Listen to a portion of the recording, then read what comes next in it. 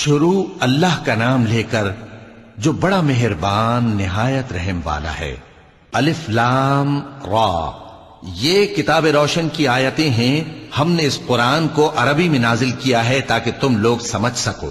اے پیغمبر، ہم اس قرآن کے ذریعے سے جو ہم نے تمہاری طرف بھیجا ہے تمہیں ایک نہایت اچھا قصہ سناتے ہیں، اور تم اس سے پہلے بے خبر تھے۔ جب یوسف نے اپنے والد سے کہا کہ ابا، میں نے خواب میں 11 ستاروں اور سورج اور چاند کو دیکھا ہے، دیکھتا کیا ہوں کہ وہ مجھے سجدہ کر رہی ہیں۔ انہوں نے کہا کہ بیٹا، اپنے خواب کا ذکر اپنے بھائیوں سے نہ کرنا، نہیں تو وہ تمہارے حق میں کوئی چال چلیں گے۔ کچھ شک نہیں کہ شیطان انسان کا کھلا دشمن ہے، اور اسی طرح اللہ تمہیں برگزیدہ و ممتاز کرے گا اور خواب کی باتوں کی تعبیر کا علم سکھائے گا، اور جس طرح اس نے اپنی نعمت پہلے تمہارے دادا پر دادا ابراہیم اور اسحاق پر پوری کی تھی، اسی طرح تم پر اور اولاد یعقوب پر پوری کرے گا۔ بے شک تمہارا پروردگار سب کچھ جاننے والا ہے، حکمت والا ہے۔ ہاں، یوسف اور ان کے بھائیوں کے قصے میں پوچھنے والوں کے لیے بہت سی نشانیاں ہیں۔ جب انہوں نے آپس میں تذکرہ کیا کہ یوسف اور اس کا بھائی ابا کو ہم سے زیادہ پیارے ہیں، حالانکہ ہم جماعت کی جماعت ہیں، کچھ شک نہیں کہ ابا کھلی غلطی پر ہیں۔ یوسف کو یا تو جان سے مار ڈالو یا کسی ملک میں پھینک آؤ، پھر ابا کی توجہ صرف تمہاری طرف ہو جائے گی، اور اس کے بعد تم نیک لوگوں میں ہو جاؤ گے۔ ان میں سے ایک کہنے والے نے کہا کہ یوسف کو جان سے نہ مارو، کسی اندھے کنویں میں ڈال دو کہ کوئی راہگیر اسے نکال کر کسی دوسرے ملک میں لے جائے گا۔ اگر تم کو کرنا ہی ہے تو یوں کرو۔ یہ مشورہ کر کے وہ اپنے والد سے کہنے لگے کہ ابا جان، کیا سبب ہے کہ آپ یوسف کے بارے میں ہمارا اعتبار نہیں کرتے، حالانکہ ہم اس کے خیر خواہ ہیں؟ کل اسے ہمارے ساتھ بھیج دیجئے کہ خوب میوے کھائے اور کھیلے کودے، ہم اس کے نگہبان ہیں۔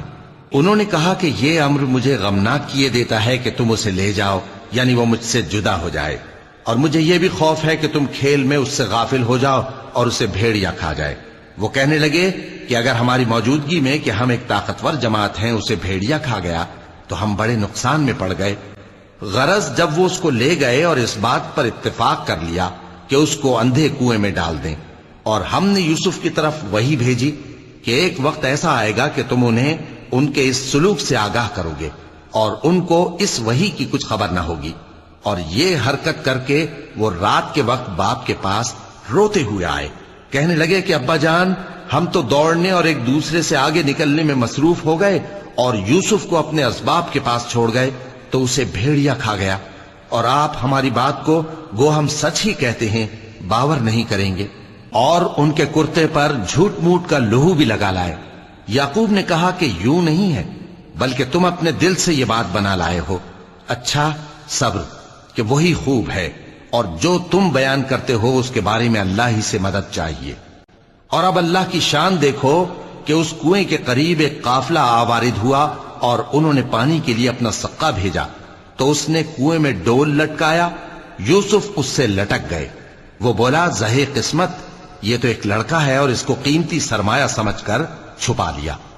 اور جو کچھ وہ کرتے تھے اللہ کو خوب معلوم تھا، اور انہوں نے اس کو تھوڑی سی قیمت یعنی معدود چند درہموں پر بیچ ڈالا، اور وہ اس سے بیزار ہو رہے تھے۔ اور مصر میں جس شخص نے اس کو خریدا، اس نے اپنی بیوی سے جس کا نام زلیخا تھا کہا کہ اس کو عزت و اکرام سے رکھو، عجب نہیں کہ یہ ہمیں فائدہ دے یا ہم اسے بیٹا بنا لیں۔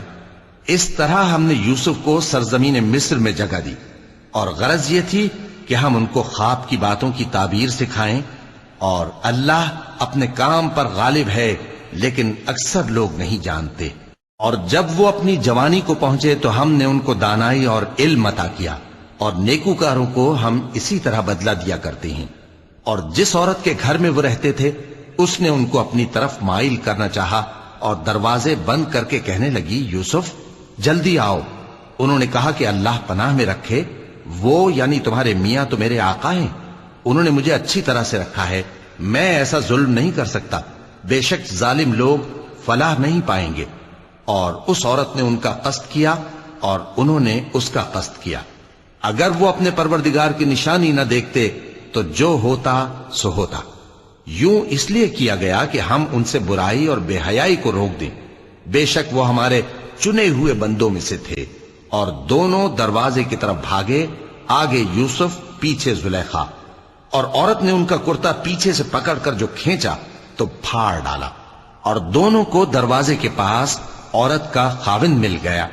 تو عورت بولی کہ جو شخص تمہاری بیوی کے ساتھ برا ارادہ کرے اس کی اس کے سوا کیا سزا ہے کہ یا تو قید کیا جائے یا اسے دکھ کا عذاب دیا جائے۔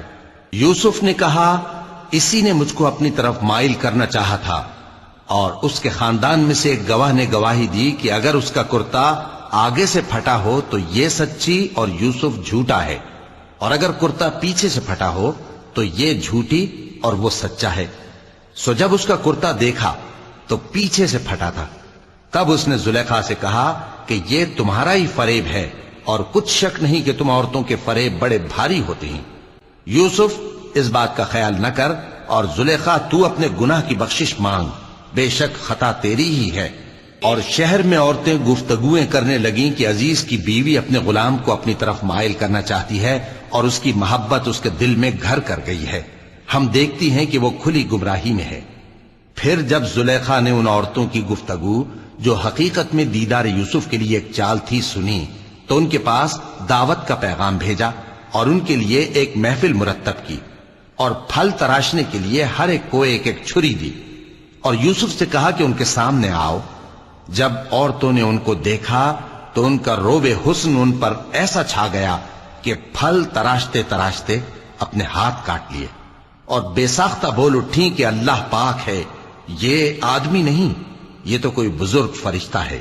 زلیخا نے کہا تو یہ وہی ہے جس کے بارے میں تم مجھے تانے دیتی تھیں، اور بے شک میں نے اس کو اپنی طرف مائل کرنا چاہا مگر یہ بچا رہا، اور اگر یہ وہ کام نہ کرے گا جو میں اسے کہتی ہوں تو قید کر دیا جائے گا اور ذلیل ہوگا۔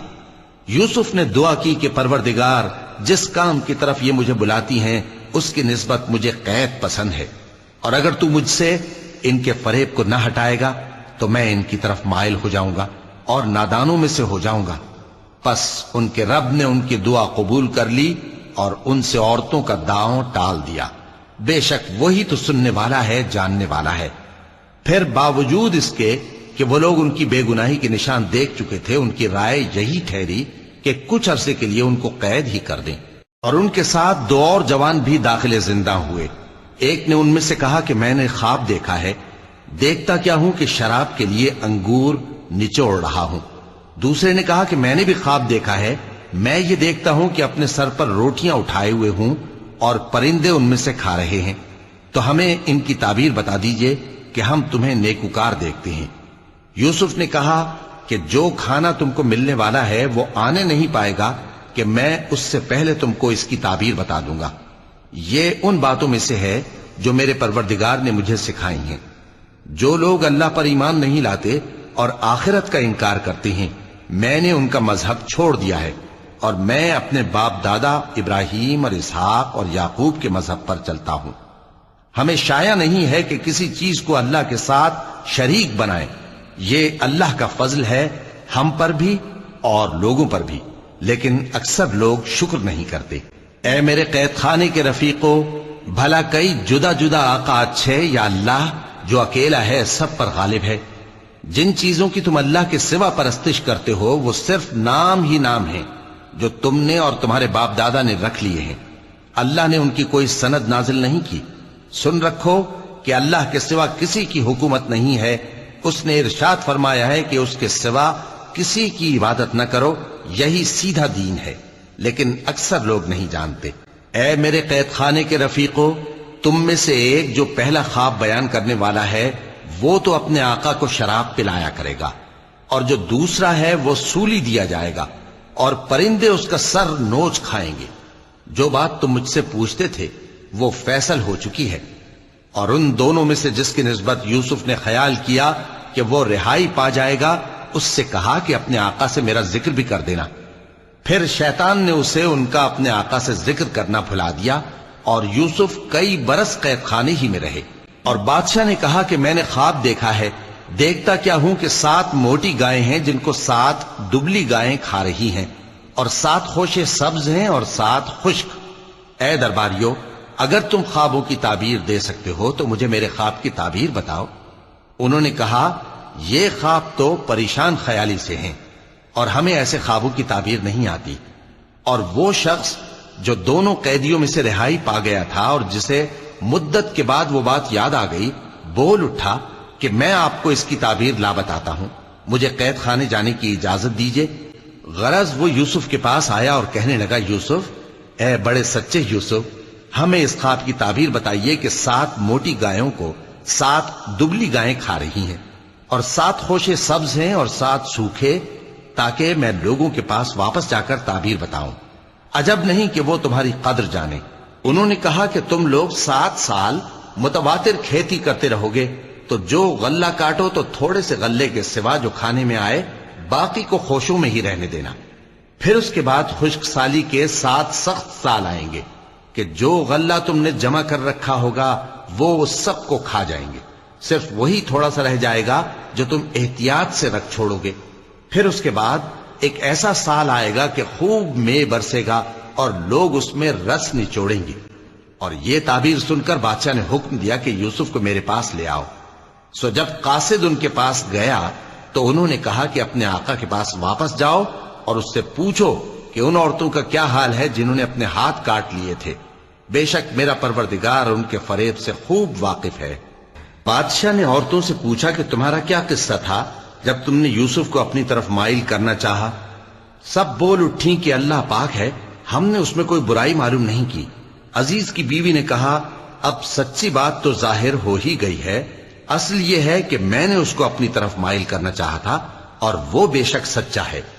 یوسف نے کہا کہ میں نے یہ بات اس لیے پوچھی ہے کہ عزیز کو یقین ہو جائے کہ میں نے اس کی پیٹھ پیچھے اس کی امانت میں خیانت نہیں کی، اور اللہ خیانت کرنے والوں کی چال کو چلنے نہیں دیتا۔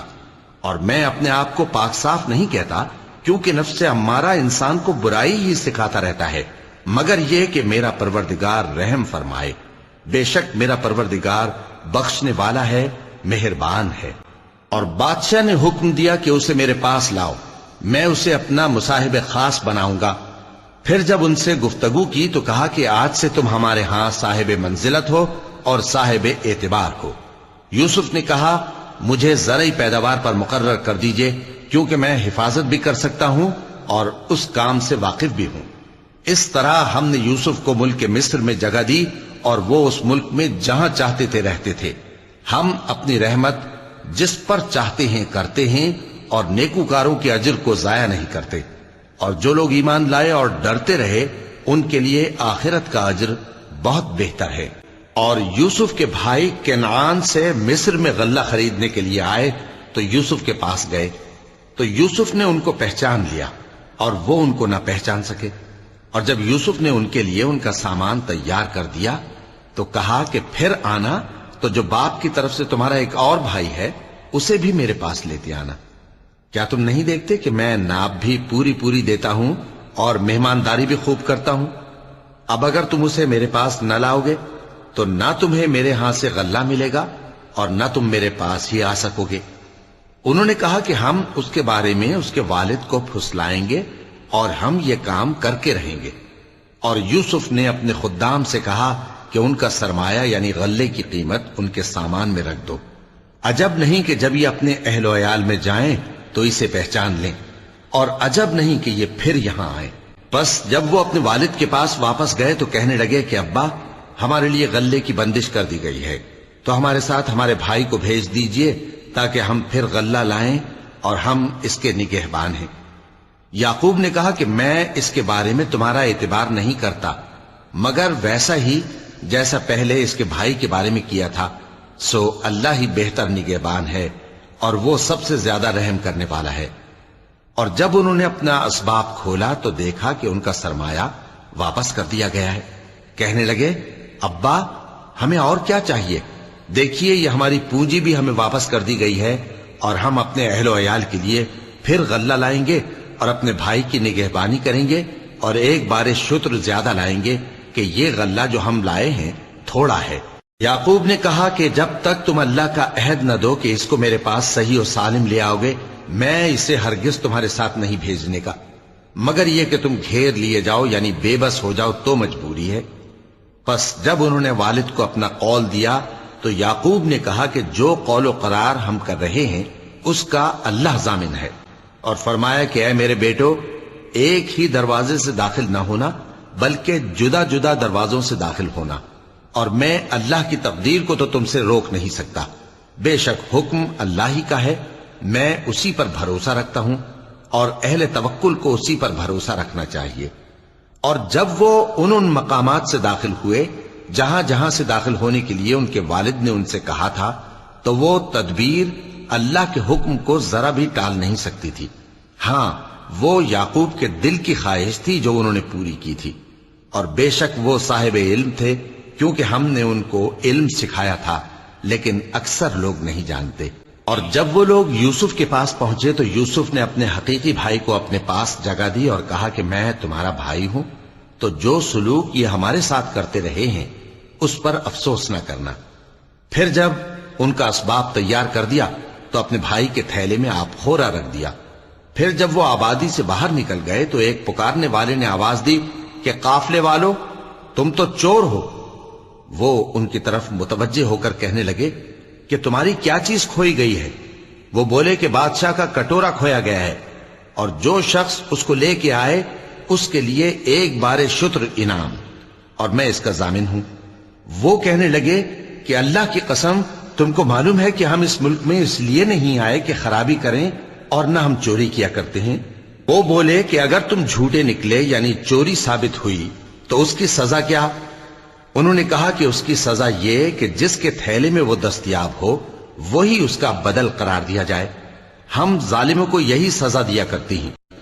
پھر یوسف نے اپنے بھائی کے تھیلے سے پہلے ان کے تھیلوں کو دیکھنا شروع کیا، پھر اپنے بھائی کے تھیلے میں سے اس کو نکال لیا۔ اس طرح ہم نے یوسف کے لیے تدبیر کی، ورنہ بادشاہ کے قانون کے مطابق وہ اپنے بھائی کو لے نہیں سکتے تھے، مگر یہ کہ اللہ چاہے۔ ہم جس کے چاہتے ہیں درجے بلند کرتے ہیں، اور ہر علم والے سے بڑھ کر ایک بڑا علم والا ہے۔ برادران یوسف نے کہا کہ اگر اس نے چوری کی ہو تو کچھ عجب نہیں کہ اس کے ایک بھائی نے بھی پہلے چوری کی تھی، مگر یوسف نے اس بات کو اپنے دل میں مخفی رکھا اور ان پر ظاہر نہ ہونے دیا، یعنی زیر لب کہا کہ تم بڑے برے ہو، اور جو تم بیان کرتے ہو اللہ اسے خوب جانتا ہے۔ وہ کہنے لگے کہ اے عزیز، اس کے والد بہت بوڑھے ہیں اور اس سے بہت محبت رکھتے ہیں، تو اس کو چھوڑ دیجئے اور اس کی جگہ ہم میں سے کسی کو رکھ لیجئے، ہم دیکھتے ہیں کہ آپ احسان کرنے والے ہیں۔ یوسف نے کہا کہ اللہ پناہ میں رکھے کہ جس شخص کے پاس ہم نے اپنی چیز پائی ہے اس کے سوا کسی اور کو پکڑ لیں، ایسا کریں تو ہم بڑے بے انصاف ہیں۔ آخر جب وہ اس سے نا امید ہو گئے تو الگ ہو کر صلاح کرنے لگے۔ سب سے بڑے نے کہا کیا تم نہیں جانتے کہ تمہارے والد نے تم سے اللہ کا عہد لیا ہے، اور اس سے پہلے بھی تم یوسف کے بارے میں قصور کر چکے ہو، تو جب تک والد صاحب مجھے اجازت نہ دیں میں تو اس جگہ سے ہلنے کا نہیں، یا اللہ میرے لیے کوئی فیصلہ کرے، اور وہ سب سے بہتر فیصلہ کرنے والا ہے۔ تم سب والد صاحب کے پاس واپس جاؤ اور کہو کہ ابا، آپ کے صاحبزادے نے وہاں جا کر چوری کی، اور ہم نے تو اپنی دانست کے مطابق آپ سے اس کے لے آنے کا عہد کیا تھا، مگر ہم غیب کی باتوں کے جاننے اور یاد رکھنے والے تو نہیں تھے، اور جس بستی میں ہم ٹھہرے تھے وہاں سے یعنی اہل مصر سے اور جس قافلے میں آئے ہیں اس سے دریافت کر لیجئے، اور ہم اس بیان میں بالکل سچے ہیں۔ جب انہوں نے یہ بات یعقوب سے آ کر کہی تو انہوں نے کہا کہ حقیقت یوں نہیں ہے، بلکہ یہ بات تم نے اپنے دل سے بنا لی ہے، تو صبر ہی بہتر ہے۔ عجب نہیں کہ اللہ ان سب کو میرے پاس لے آئے، بے شک وہ علم والا ہے، حکمت والا ہے۔ اور ان کے پاس سے چلے گئے اور کہنے لگے کہ ہائے افسوس یوسف پر، ہائے افسوس، اور رنج و الم میں ان کی آنکھیں سفید ہو گئیں اور ان کا دل غم سے بھر رہا تھا۔ بیٹے کہنے لگے کہ واللہ آپ تو یوسف کو اسی طرح یاد ہی کرتے رہیں گے یہاں تک کہ آپ گھل جائیں گے یا جان ہی دے دیں گے۔ انہوں نے کہا کہ میں تو اپنے غم و اندوہ کا اظہار اللہ سے کرتا ہوں، اور اللہ کی طرف سے وہ باتیں جانتا ہوں جو تم نہیں جانتے۔ اے بیٹو، یوں کرو کہ ایک دفعہ پھر جاؤ اور یوسف اور اس کے بھائی کو تلاش کرو، اور اللہ کی رحمت سے نا امید نہ ہونا کہ اللہ کی رحمت سے تو کافر لوگ ہی نا امید ہوا کرتے ہیں۔ پھر جب وہ یوسف کے پاس گئے تو کہنے لگے کہ اے عزیز، ہمیں اور ہمارے اہل و عیال کو بڑی تکلیف ہو رہی ہے اور ہم یہ تھوڑا سا سرمایہ لائے ہیں، آپ ہمیں اس کے عوض پورا غلہ دے دیجئے اور ہم پر خیرات کیجئے کہ اللہ خیرات کرنے والوں کو ثواب دیتا ہے۔ یوسف نے کہا، تمہیں معلوم ہے کہ جب تم نادانی میں پھنسے ہوئے تھے تو تم نے یوسف اور اس کے بھائی کے ساتھ کیا کیا تھا؟ وہ بولے، کیا واقعی تم ہی یوسف ہو؟ انہوں نے کہا، ہاں میں یوسف ہوں، اور بن یامین کی طرف اشارہ کر کے کہنے لگے، یہ میرا بھائی ہے، اللہ نے ہم پر بڑا احسان کیا ہے۔ جو شخص اللہ سے ڈرتا اور صبر کرتا ہے تو اللہ نیکوکاروں کا اجر ضائع نہیں کرتا۔ وہ بولے، اللہ کی قسم، اللہ نے تم کو ہم پر فضیلت بخشی ہے اور بے شک ہم خطا کار تھے۔ یوسف نے کہا کہ آج کے دن تم پر کوئی ملامت نہیں، اللہ تم کو معاف کرے اور وہ سب سے بڑھ کر رحم کرنے والا ہے۔ یہ میرا کرتا لے جاؤ، پھر اسے والد صاحب کے منہ پر ڈال دینا تو وہ بینا ہو جائیں گے، اور اپنے تمام اہل و عیال کو میرے پاس لے آؤ۔ اور جب قافلہ مصر سے روانہ ہوا تو ان کے والد کہنے لگے کہ اگر مجھ کو یہ نہ کہو کہ بوڑھا بہک گیا ہے تو مجھے تو یوسف کی بو آ رہی ہے۔ وہ بولے کہ واللہ آپ اسی قدیم غلطی میں مبتلا ہیں۔ مگر جب خوشخبری دینے والا آ پہنچا تو اس نے کرتا ان کے منہ پر ڈال دیا، سو وہ بینا ہو گئے اور بیٹوں سے کہنے لگے، کیا میں نے تم سے نہیں کہا تھا کہ میں اللہ کی طرف سے وہ باتیں جانتا ہوں جو تم نہیں جانتے؟ بیٹوں نے کہا کہ ابا، ہمارے لیے ہمارے گناہ کی مغفرت مانگیے، بے شک ہم خطا کار تھے۔ فرمایا، میں اپنے پروردگار سے تمہارے لیے بخشش مانگوں گا، بے شک وہ بخشنے والا ہے، مہربان ہے۔ پھر جب یہ سب لوگ یوسف کے پاس پہنچے تو انہوں نے اپنے والدین کو اپنے پاس جگہ دی اور کہا، مصر میں داخل ہو جائیے، اللہ نے چاہا تو امن و امان سے رہیے گا۔ اور اپنے والدین کو تخت پر بٹھایا اور سب ان کے آگے سجدے میں گر پڑے۔ اور اس وقت یوسف نے کہا، ابا جان، یہ میرے اس خواب کی تعبیر ہے جو میں نے پہلے بچپن میں دیکھا تھا۔ میرے پروردگار نے اسے سچ کر دیا اور اس نے مجھ پر بہت سے احسان کیے ہیں کہ مجھ کو قید خانے سے نکالا، اور اس کے بعد کہ شیطان نے مجھ میں اور میرے بھائیوں میں فساد ڈال دیا تھا، آپ کو گاؤں سے یہاں لایا۔ بے شک میرا پروردگار جو چاہتا ہے تدبیر سے کرتا ہے، وہ علم والا ہے، حکمت والا ہے۔ جب یہ سب باتیں ہو لیں تو یوسف نے اللہ سے دعا کی کہ اے میرے پروردگار، تو نے مجھ کو حکومت سے نوازا اور خوابوں کی تعبیر کا علم بخشا۔ اے آسمانوں اور زمین کے پیدا کرنے والے، تو ہی دنیا اور آخرت میں میرا کارساز ہے۔ تو مجھے دنیا سے اپنی اطاعت کی حالت میں اٹھائیو اور آخرت میں اپنے نیک بندوں میں داخل کیجو۔ اے پیغمبر، یہ اخبار غیب میں سے ہیں جو ہم تمہاری طرف بھیجتے ہیں۔